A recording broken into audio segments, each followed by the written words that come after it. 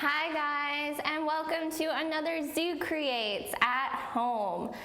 So today we are going to be making I Spy bottles. All right, so I'm Teagan and this is Kezia. She's going to be making the craft with us today. And as you can see, I've got a small pop bottle. Any pop bottle will work, or a water bottle that you can take the wrapper off of. And as you can see, Kezia is using a jar. So if you have like an old peanut butter jar or just any old jar, maybe like a shaker that's all empty, you can empty that out and get it clean and ready for making an I Spy bottle. So we're gonna start by taking off our lid. Make sure it's nice and clean. You'll probably want it to be dry as well. And the first thing we're gonna do is we're gonna add a little bit of rice. We're not wanting to fill it all the way up though. So we're gonna scoop some rice. Now, one thing you can do is you can color your rice. You can add a little bit of food coloring to your rice, and then it's kind of rainbow colored, and that might make it a little trickier to find the things in your I Spy bottle. But today, we're just using plain old white rice, something like sand, or if you have some dried beans at home, you could do that, maybe some lentils. So how far should we fill it? You said not full, but... Not full. I'm gonna just fill it about halfway, and then I'm gonna add my treasures into there. Okay, perfect. So... I think I'm finished. Oh, you're quick. So maybe a pop bottle wasn't the best decision. All right, so I'm about halfway, and then you want to pick about 5 things that you want to put in there. So these are going to be the things you're going to look for later. So I think I might add, like, I've got a little purple whale bead, so you can do beads or sequins, anything that's colorful and might pop out in there for you to find. Like I've got a green bead, maybe an orange rhino. And then we have some little plastic animals. So if you have some plastic animals at home that will fit inside of your jar or your bottle, you can do that as well. And then I've got some like polished rocks and some seashells. And this one might actually be tricky because this rock is almost the same color as the rice. So that's gonna be like my challenge one. All right, and then before I forget what's in my bottle, I'm gonna come over and I've got an index card or just any piece of paper would work, and I'm gonna write down on the card what's inside my bottle so I know what to look for later. So I'm gonna say a green bead, I'm gonna say a rock, a cardinal, I've got a rhino in there, and a whale. All right. And then you can just set that to the side for now because you're gonna wanna put some more rice in there.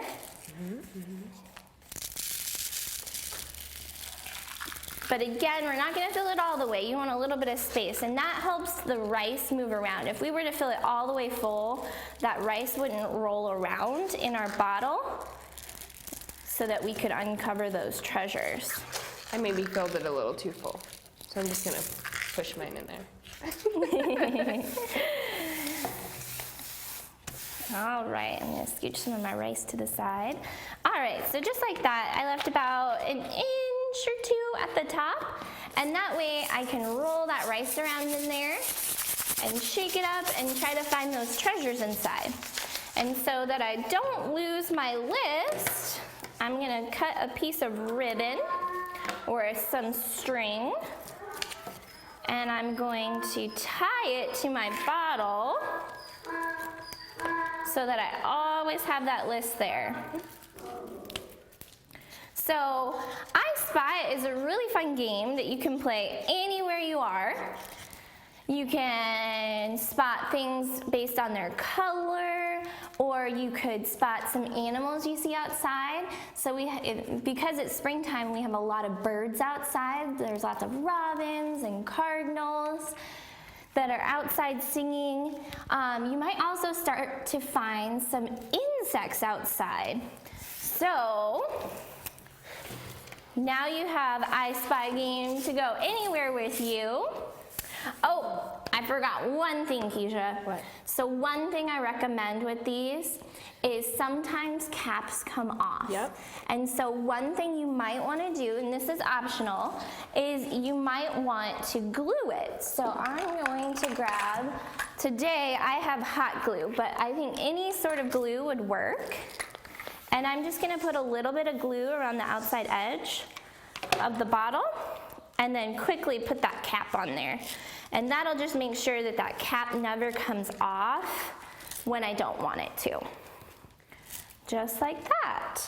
But Kezia, are you ready to show us our animal visitor? Almost. I'm gonna get ready first. Okay. So with our animals, we always want to make sure that we're keeping them safe. And if you watched our education station, I don't remember, what was that, like last Tuesday, maybe? I want to make sure that everybody knows that we're taking precautions with our animals, especially with that tiger at the Bronx Zoo getting COVID-19. We don't want any of our animals here to get that either. So we are going to completely gear up. So I'm going to be wearing masks and gloves when I take out our animal. And yeah, so let me just go ahead and get ready, and then I will bring this guy out. Awesome. All right. I think I will get my mask out as well. So Kezia today is going to show us an animal that is an insect. So she can tell us a little bit more about insects, but like I mentioned, those are something that are coming out now that it's warming up, and you can spy them out in your yard or if you're taking a walk out at the park. So I'm gonna get my mask on just so that I'm ready to go. All right, I finally got him out after getting ready. So some of you may know what this is, but for those of you that don't, this animal is a hissing cockroach, specifically a Madagascar hissing cockroach. So we said that they're Madagascar hissing cockroaches because obviously they'd be from Madagascar. So Madagascar is a small island that is right off of Africa, and it houses quite a few animals and a lot of different species, and these guys being one of them. These types of animals are really, really cool, especially when you're going to look for different things out in the wild, like outside in your own backyards.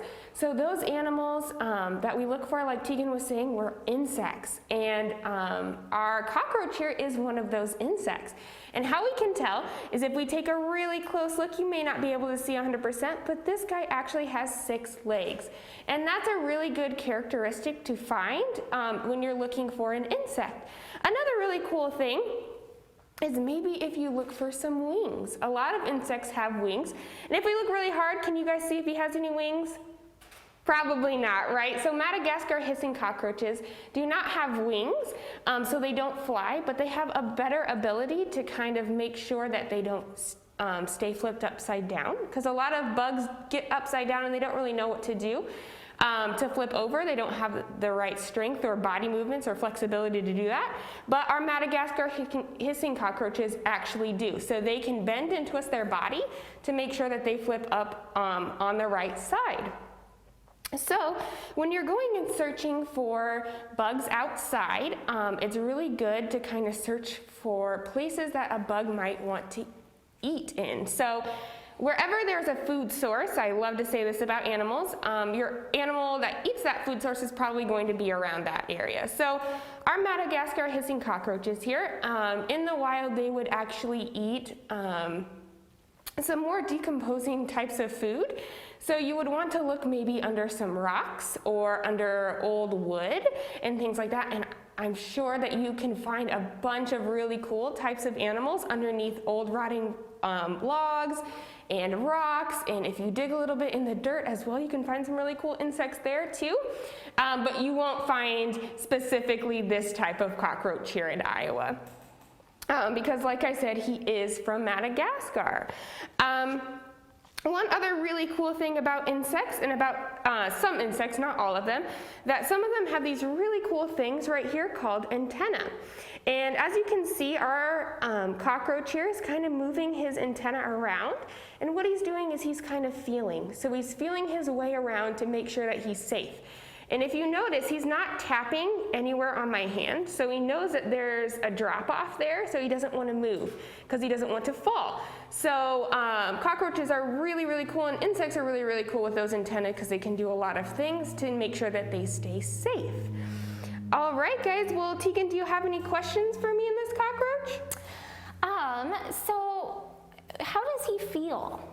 So he feels kind of hard and a little bit like plastic.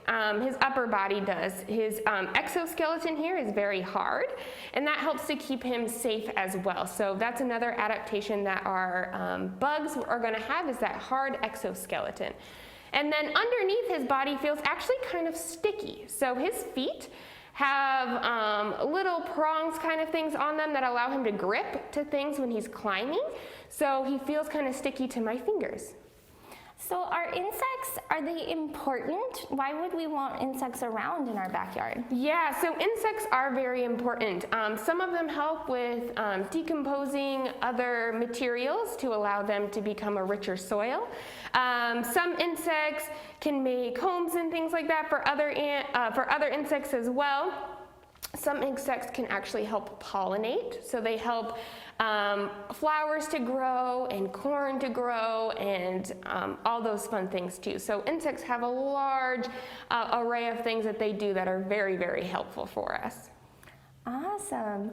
Well, thank you so much for sharing the hissing cockroach with us today. Thank you for having me. Yes, so everybody make sure that you're making those comments and posting your pictures. We really, really love to see the crafts that you're making at home and how they are maybe different than ours and maybe even better. So keep staying tuned with us, and we'll see you again later. Bye. Bye, guys.